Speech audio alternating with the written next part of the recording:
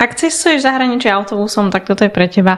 Dnes si dáme takých 10 praktických fráz a praktických vied, ktoré môže použiť autobusár, keď sa vás niečo spýta, alebo keď nastane nejaká nezvyčajná situácia, zrazu musíte všetci vystúpiť, alebo vám chce povedať, aby ste sa poposúvali dozadu, alebo vám dá pokyny k platbe napríklad, alebo vám chce povedať, že tento autobus tam nejde, tak presne to si dneska prejdeme a dáme sa teda takým štýlom, že poviem tie frázy, vysvetlím, ako sa dajú použiť. To sú také frázy, že keď cestujete, tak stačí vám v podstate rozumieť, aby ste vedeli, čo na to reagovať, a potom si dáme na budúce aj otázky, ktoré sa vy môžete spýtať, aby ste vedeli, že či idete správne, alebo že aký typ blízka si máte kúpiť, tak to si potom prídeme na budúce a dnes to ide o to, aby ste porozumeli bežné frázy, ktoré môžete počuť, keď ste v autobuse. Tak, poďme na to.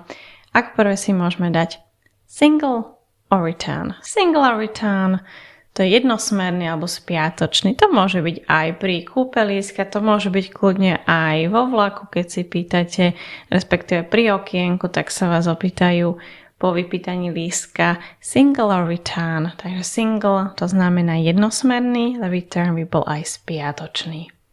Adult or child. Adult or child.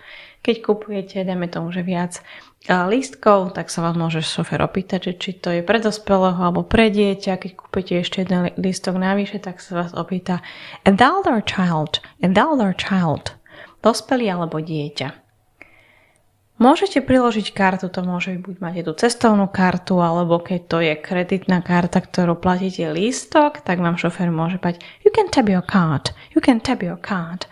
Tap je priložiť kartu, pípne a vtedy vám teda strnú peniaze, takže buď to môže byť karta na cestovanie, alebo to môže byť tá kreditná karta. You can tap your card. This bus doesn't go there. This bus doesn't go there. To by ste počuli vtedy, ak sa opýtate, že či autobus ide tam a tam, kam potrebujete napríklad na stanicu a šofér by vám povedal, tento autobus tam nejde.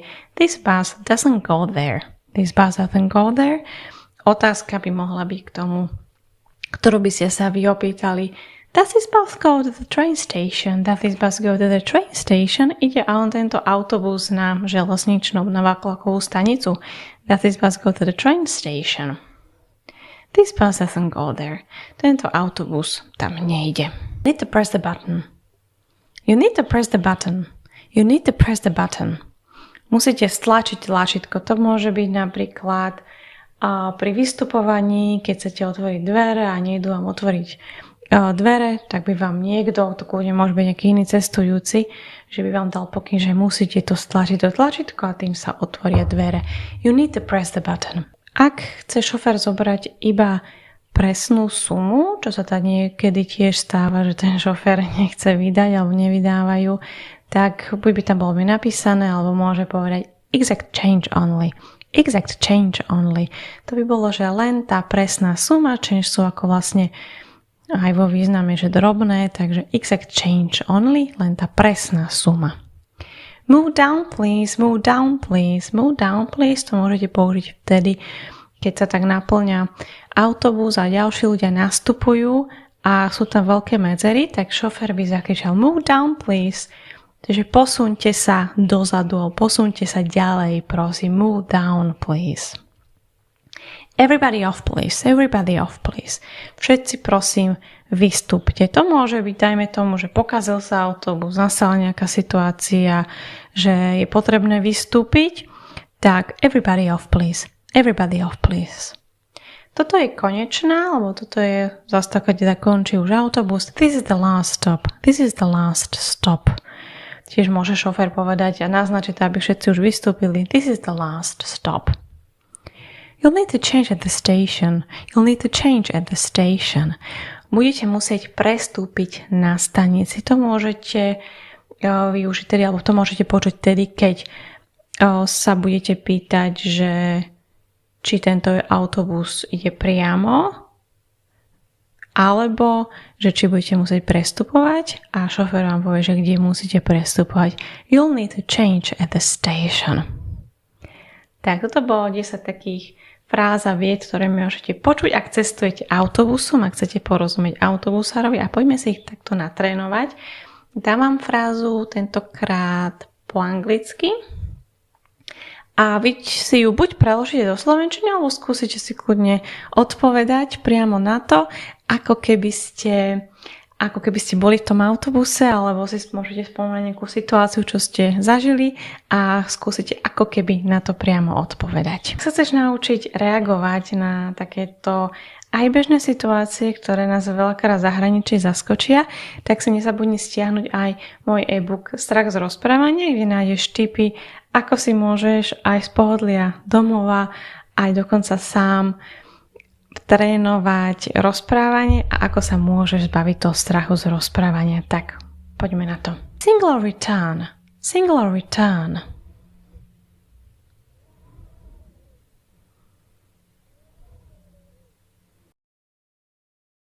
This bus doesn't go there.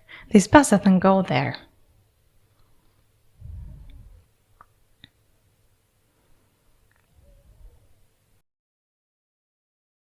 Exact change only. Exact change only.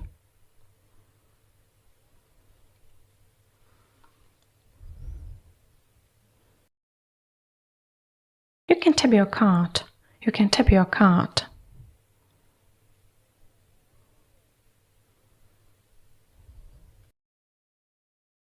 You'll need to change at the station. You'll need to change at the station.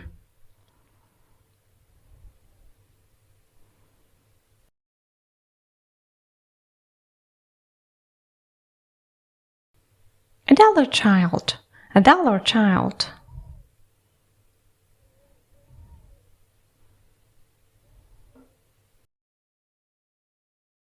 You need to press the button. You need to press the button.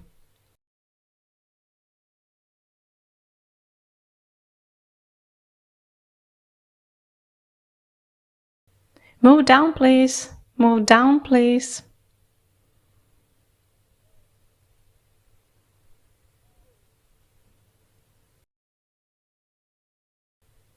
Super, tak toto boli teda frázy, toto boli vety, ktoré môžete počuť o autobusára, prípadne otázky. A určite mi napíšte, že aká situácia sa vám stala pri cestovaní, ktorá otázka vás zaskočila, alebo aká situácia zaskočila. A nezabudni si pozrieť aj moje členstvo na Hero Hero, kde sa venujem takýmto praktickým frázam, slovnej zásobe a jednoducho vysvetlenej gramatike. V prípade, ak máš minimum času na učenie a chceš sa tomu venovať, tak si toto určite pozri, link dám do popisu a teším sa na vás na budúce.